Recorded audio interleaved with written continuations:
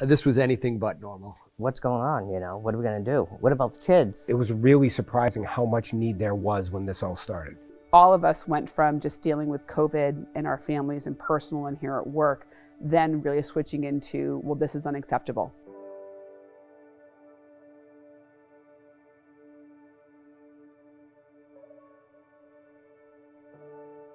We found out schools were closing and Head Start was closing on Friday afternoon, March 13th, and that Monday we were up and running getting home deliveries to all of our Head Start children here. And that following week we were working with the schools and getting meals out to kids. In March we had to make some decisions, see what was happening. We had to switch everything over really quick to in-person meals. The need was there. I mean, we were pushing out amounts of meals that were exceeding what we would serve in the school on a normal day. The schools in Stratford County were some of the first in the state to offer this emergency feeding.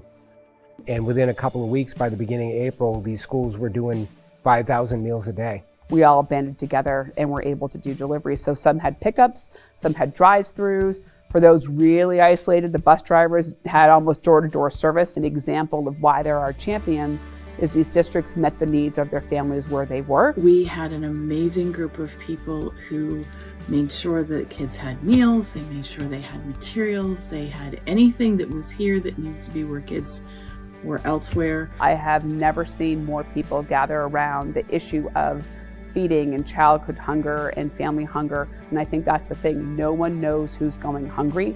And so by raising that visibility and understanding and that advocacy, I think it's made a world of difference. All of a sudden, the opportunity to have free lunch provided for my kid every day became a very important and a very big deal. And it allowed us to not have to worry about that. At least I knew like my kid has food. I don't think we missed a minute on making sure that every kid had a meal and every student had a smile.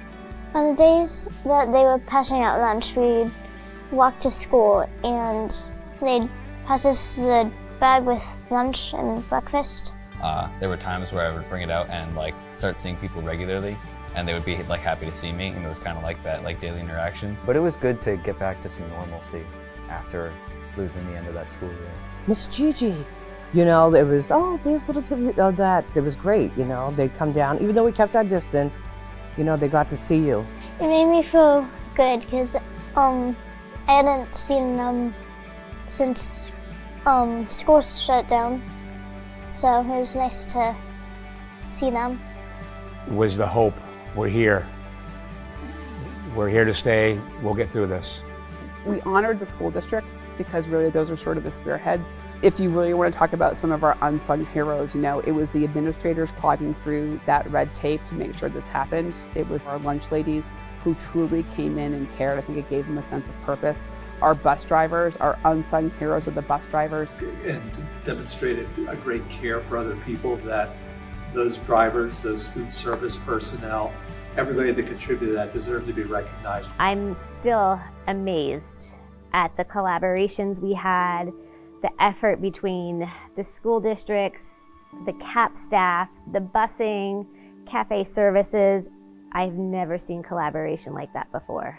I'd like to say thank you to the people who made it possible to have school lunch, even though school wasn't in person, for the kids who might not would have been able to have lunch otherwise, and for kids who would just like the school lunch.